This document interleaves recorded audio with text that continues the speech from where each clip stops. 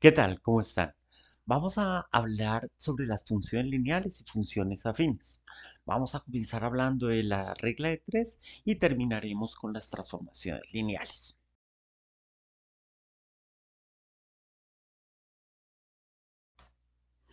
Bueno, un ejemplo típico de regla de tres es este. Por ejemplo, si por una sección de un cable pasan 10 a la 20 electrones durante 25 segundos, ¿cuántos electrones pasarán en X segundos? Entonces, básicamente, pues decimos que si en 10 a la 20, que si pasan 10 a la 20 electrones en 25 segundos, pues escribimos aquí 10 a la 20 electrones en 25 segundos, ¿cuántos electrones pasarán en X segundos? ¿Cuántos electrones pasarán es f de x en X segundos? Listo, ya sabemos cómo resolver esto. Entonces nuestra incógnita es f de x, esa la colocamos acá, y va a ser igual a la multiplicación aquí en diagonal, o sea, sería 10 a la 20 electrones por x segundos dividido 25 segundos, que eso es lo que tenemos aquí. 10 a la 20 electrones por x segundos dividido 25 segundos. Cancelamos los segundos y nos da pues electrones. Entonces quedaría 10 a la 20 electrones dividido 25 nos da 4 por 10 a la 18. Bueno, aquí se cancelan los segundos y nos da en electrones. Otra forma para resolver este tipo de problemas es simplemente cuadrar unidades en el caso en que se pueda. Entonces, ¿qué nos preguntan? Nos preguntan electrones y nos dan segundos. Entonces, si tenemos X segundos, pues aquí colocamos X segundos. Como se tienen que cancelar los segundos, entonces estos 25 segundos pasan acá a dividir. Listo. Y como nos tienen que dar en electrones, pues estos electrones quedan multiplicando. Y entonces simplemente, pues el resultado, pues hacemos esta operación, nos da 4 por 10 a la 18 y se cancelan aquí los segundos y entonces nos dan simplemente en electrones. Perfecto. Pero esto no se puede hacer siempre, solamente en ciertos casos. ¿En qué casos? En los que está definido mediante la siguiente fórmula. F de x es igual a m por x. ¿De acuerdo? En esos casos tenemos que encontrar esta constante m que pues se llama pendiente o constante proporcionalidad y pues la podemos hallar de esta manera o la podemos hallar de esta manera. Básicamente esos problemas se caracterizan por lo siguiente. Cuando x vale 0, f de x vale 0 también. Cuando f de x vale 1, pues ahí es cuando podemos encontrar nuestro valor de m. Pero si f de x vale 2, entonces, perdón, si x vale 2, entonces f de x valdrá 2m. Si x vale 3, fx valdrá 3m. Entonces, simplemente para poder hallar el valor de m, solo con cualquiera de estos punticos que tengamos, por ejemplo de este, y pues simplemente pasamos a dividir el valor de la x, lo dividimos con f de x y ahí ya podemos despejar m. Aquí quedaría fácil ver cómo podemos despejar de aquí m. Pues esta x que está multiplicando pasa a dividir y encontramos m. Fx es igual a m de x. Entonces, utilicemos este modelo para resolver este problema. Si tres niños comen 3 helados en 3 minutos, ¿cuánto demoran 100 niños en comerse 100 helados? Ok, bueno, aquí lo de 3 helados lo podemos ignorar porque es cada niño se come su helado. Ok, y en 3 minutos. Entonces, ¿cuánto se demoran 100 niños en comerse 100 helados? Entonces, básicamente le aplicamos la regla de 3. 3 niños demoran 3 minutos. 100 niños, ¿cuánto demora? Entonces ya sabemos, despejamos f de x, pues simplemente multiplicamos estos dos y se divide por este. Entonces quedaría 3 minutos por 100 niños dividido 3 niños, se cancelan niños y entonces nos quedan en unidades minutos. El 3 también se cancela, quedarían 100 minutos. Es decir, que los 100 niños van a comer sus helados. Pero básicamente esta regla de 3 aplicado a este problema indica que un niño se come su helado y hasta que él no termine, el siguiente no comienza a comerse su helado. Y así sucesivamente. ¿De acuerdo? Pero puede que pues si aquí solamente dicen comer, no en recibir y comer o que está haciendo fila y tal, y todos pueden comer su helado al tiempo. Por ejemplo, en un cumpleaños terminan todos de cantar el Happy Birthday y empiezan todos a comer su helado. Si los tres niños se demoran 3 minutos en comerse su helado, pues es porque cada uno demora 3 minutos y pues todos están comiendo todo el tiempo. Entonces los 100 niños se van a demorar 3 minutos. Sí, o sea, el tiempo no varía ya sea 3 niños o 100 niños. Perfecto. Entonces, en este caso, no se usa la función lineal. Y entonces observen que aunque el enunciado tiene, digamos, el mismo formato de los problemas de regla de tres, no siempre corresponden a problemas de regla de tres. Y entonces uno, ¿cómo puede saber si el enunciado es o no es de este tipo? Pero la mejor forma es mirar a conocer las propiedades de los sistemas lineales, que son los que estamos viendo ahorita. Y pues a partir de esas propiedades miramos si nuestro enunciado pues cumple con esas características o no cumple con esas características. Entonces, una de las características que tiene ese es que cuando x tiende a infinito, pues la función va a tender a infinito. Bueno, puede también en caso de que la pendiente sea negativa, pues, o que el factor de producción, bueno, puede tender a menos infinito, o que siempre se coloque en cero. Claro que esta no es súper discriminadora, porque, por ejemplo, si tenemos una función de x al cuadrado o x al cubo, por ejemplo, x al cubo tiene unos comportamientos parecidos a estos de aquí. ¿De acuerdo? Entonces necesitamos algo que sea, que no tenga confusión. Entonces por ejemplo, esa puede ser las propiedades de linealidad, las cuales veremos más adelante. Otra que es muy importante sería esta. Esta básicamente dice que si tomamos dos intervalos iguales en el eje horizontal, pues cada uno de esos intervalos va a corresponder a un intervalo, bueno, corresponderán esos dos intervalos a dos intervalos en el eje vertical también iguales. ¿De acuerdo? Sin importar los intervalos que tomemos, siempre van a ser iguales. Esa, esa, mm, esa propiedad junto con esta otra, que f de 0 es igual a 0, pues nos dan la seguridad de que ya la transformación es una transformación lineal. Entonces, por ejemplo, tenemos aquí 10 obreros construyen una casa en un mes. ¿Cuánto demoran 20 obreros? Bien, vemos que este definitivamente, cuando son poquitos obreros, demoran mucho, cuando son muchos obreros, demoran poquito, y ese poquito es que tiende a cero. Y pues vemos que ninguno de estos, que son nuestros modelos lineales, corresponde a ese. O sea, que empiezan en mucho y después tiende a cero. ¿De acuerdo? Entonces podemos ya concluir que esta no se soluciona con un modelo lineal.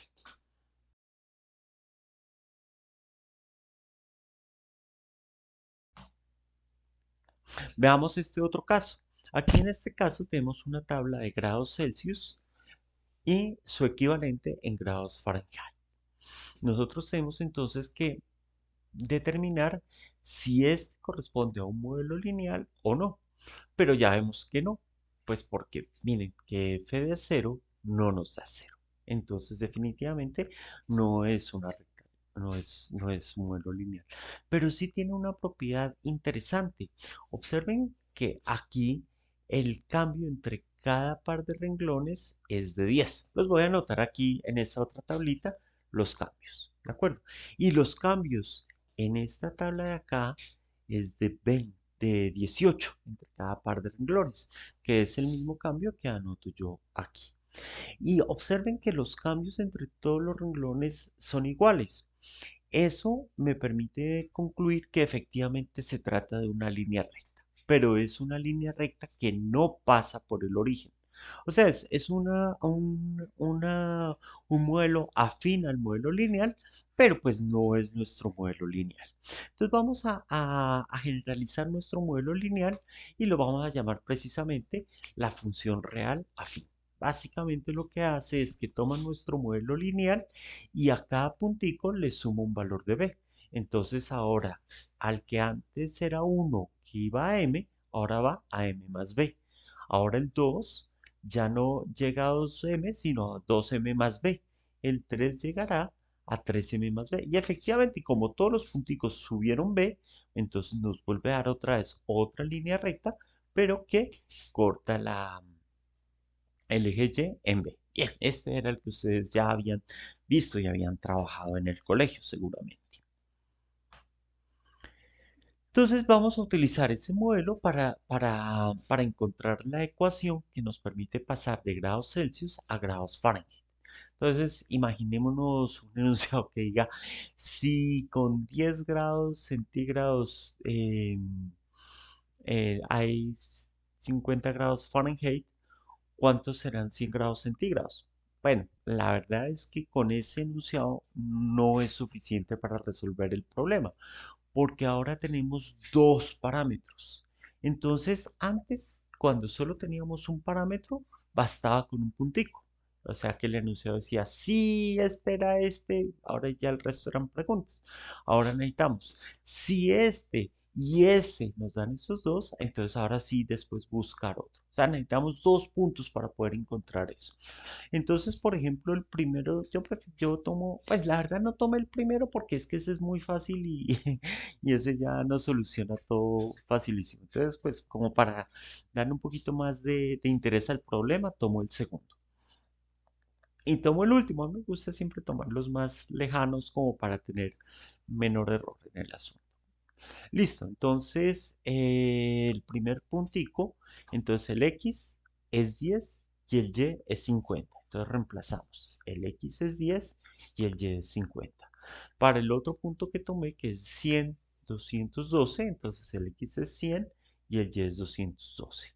Ya tengo dos ecuaciones y dos incógnitas, M y B. Entonces lo primero que voy a hacer es despejar estas B's e igualo las ecuaciones. Entonces, aquí el m por 10 que está sumando pasa al otro lado a restar. Y aquí el m por 100 que está sumando pasa al otro lado a restar. Ahora sí ya tengo despejada b, las igualo, entonces observen que aquí está el b de la primera ecuación y el b de la segunda ecuación. Ahora voy a dejar variables a la izquierda y constantes a la derecha. Esta variable, 100m, la voy a pasar al otro lado. Entonces, como está restando, pasa al otro lado a sumar. Y este 50 que está sumando, pasa al otro lado a restar. Perfecto. Ahora tengo aquí 100m menos 10m, 90m. Y pues 212 menos 50 me da 162. Ahora, este 90 está multiplicando a m, pasa al otro lado a dividir. Simplifico y me da que m es igual a 9 quintos. Ahora ya con este valor de m lo reemplazo en la primera ecuación, pues lo puedo reemplazar en cualquiera de las dos, pero yo uso esta ecuación. Listo. Y entonces aquí está 50 menos 10 por 5, que 9 quintos. Ahora, al realizar las operaciones, pues me da que B es 32. Listo. Ya con el valor de M y con el valor de B, puedo escribir la ecuación. Entonces, Y, que es grados Fahrenheit, es igual a M, que es 9 quintos, por X, que es grados Celsius, más 32, que es B. Y listo, solucionado el problema. Vamos con otro problemita de ese estilo.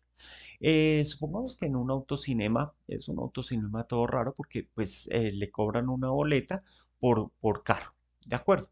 Pero además, si vienen muchas personas, entonces también les obligan a que cada persona compre su maíz. Listo, entonces llegó una familia de cuatro personas y les cobraron 18.000. O sea, la boleta más los cuatro maíces costó 18.000. En el otro, después llegó otra familia, iban siete personas, entonces les tocó comprar siete maíces más una boleta.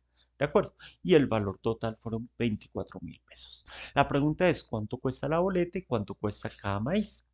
Bien, el modelo que vamos a trabajar también es este, porque observen que el costo total siempre es una sola boleta por carro más los maíces, pero el maíz es multiplicado por el número de personas, ¿de acuerdo? Entonces, el que depende de la cantidad de personas es el M y el que no depende es el B. Ok, ya entonces podemos plantear nuestras dos ecuaciones. Entonces, en la primera ecuación, el X vale, el X vale 4 y el M y el Y 18.000. Entonces el X vale 4 y el Y 18.000. Y tenemos las dos incógnitas M y B. En la otra, pues el X vale 7 y el Y 24.000. Entonces lo reemplazamos aquí, X7, Y 24.000. Y pues bueno, hacemos el mismo procedimiento, despejamos entonces primero M que nos da 2.000, en la otra B que nos da 10.000 y listo. Ok, ya entonces conocemos los dos valores. Luego ya pues si conocemos que la boleta vale 10.000 y que el maíz vale 2.000, pues podemos reemplazar, por ejemplo, para una familia de tres personas, entonces nos va a dar 16.000 pesos. ¿De acuerdo? Y si vienen X personas, entonces pues simplemente colocamos aquí X y entonces tenemos la ecuación de la recta.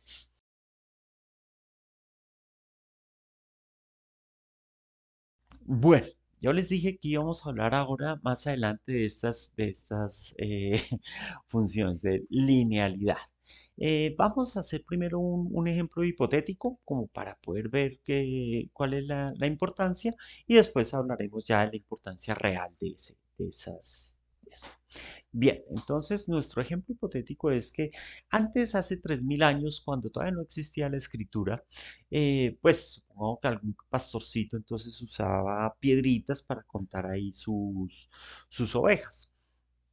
Pero supongamos que habían varios tipos de piedras y entonces cada vez que él tenía tres piedras, bueno, y ya tenía otra oveja, entonces él en vez cambiaba esas cuatro piedras por una piedra de otro tipo. Entonces el primer tipo era el rectángulo, después tenía un segundo tipo que era el rombo y cuando tenía cuatro piedras de estos rombos, entonces las cambiaba y tenía este trapecio.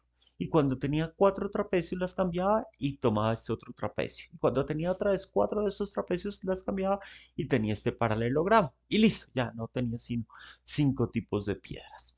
Entonces, con nuestra notación, pues entonces este numerito que está aquí serían dos rectángulos más tres rombos más un trapecio de este tipo más otro trapecio de estos más un paralelogramo. Ok. Bien, usando estos cinco tipos de piedras, el número máximo que puede tener, pues como cada uno puede representar 4, sería 4 por 4 por 4 por 4 a la 5. Bueno, menos uno porque el cero es una opción, entonces tiene 1023, pues puede contar hasta 1023 con esos cinco tipos de piedras, suponiendo que no puede tener más de cuatro piedras de cada tipo. ¿Ok? Entonces, veamos lo siguiente, que tiene que ver con nuestras funciones lineales.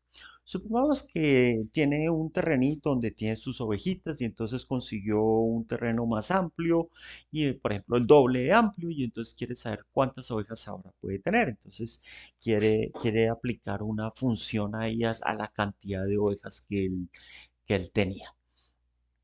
Pero como hay 1023 números que ellos pueden tener, entonces él tendría que tener una tablita anotando cómo es la función para los 1023. Pero pues eso, la verdad, él no tenían de escritura en ese momento, entonces no podía hacer su tablita. Apenas podía aprenderse a recordar algunas pocas cosas que no pasaran de los dedos de la mano. Entonces, lo que él hizo fue que la función, si la función que él tenía era una función lineal, recordemos aquí que la función es lineales tiene dos propiedades, ¿no? Vamos a mirar esta primera, que la función de una suma es la suma de las funciones. Y observe que es un número, el número de él se puede escribir como unas sumas, como sumas. Y entonces él tiene que aplicar esa función a esas sumas. Pero como la función de una suma es la suma de las funciones, entonces más bien aplica la función a cada uno de los sumandos y después suma todo. ¿Ok? Pero además teníamos otra propiedad, que las constantes pueden salir de las funciones. Entonces, si las constantes pueden salir, entonces este 2 puede salir de acá, este 3 puede salir de acá, este uno puede salir. Y entonces, en últimas, él solo tiene que aprender cómo aplicar la función a cada uno de las piedras. Y ya, entonces simplemente se aprende esas cinco funciones y después realiza otra de las operaciones. Bueno, la verdad es que para que el ejemplo quede bien hecho le faltan muchísimos detalles. Pero bueno, la idea por lo menos se entiende, ¿no? Que en vez de tener que aprenderse una función para los 1023 elementos, aprende la función para 5 elementos. Y eso es lo que nosotros vamos a hacer con las funciones lineales. ¿De acuerdo? Bueno, pero la verdad es que nosotros pues ya nuestras funciones lineales simplemente son de esta forma y pues la verdad aplicar esto pues no tiene ya como mucho sentido sobre el conjunto de los números reales. Pero ¿dónde cobran interés nuestras funciones lineales? Cuando ya el dominio y el codominio los cambiamos por otro tipo de conjuntos, por ejemplo pueden ser un conjunto que tiene funciones, entonces ahí sí cobra mucho sentido. Ahí las funciones lineales las llamamos ahora transformaciones. Entonces, por ejemplo, una de esas son la derivada. Por ejemplo, observen que en la derivada las constantes pueden salir, como teníamos acá. Y la derivada de una suma es la suma de las derivadas, como teníamos acá. Entonces, si nosotros logramos entender algunas propiedades sobre este tipo de transformaciones, podemos extrapolar esas propiedades al mundo de las derivadas. Y no solo a esa, por ejemplo, tenemos otras que son las transformaciones de Fourier. Bueno, hay bastantes transformaciones lineales. Bueno, pero nuestro curso no vamos a arrancar con de una vez directamente trabajando sobre funciones, sino que lo visualizaremos en RALN, sobre todo en R2 y R3 que nos permiten visualizar los punticos ahí y poder hacer transformaciones sobre punticos. Bueno, eso es todo por el momento. Quedo pendiente de cualquier comentario que tenga.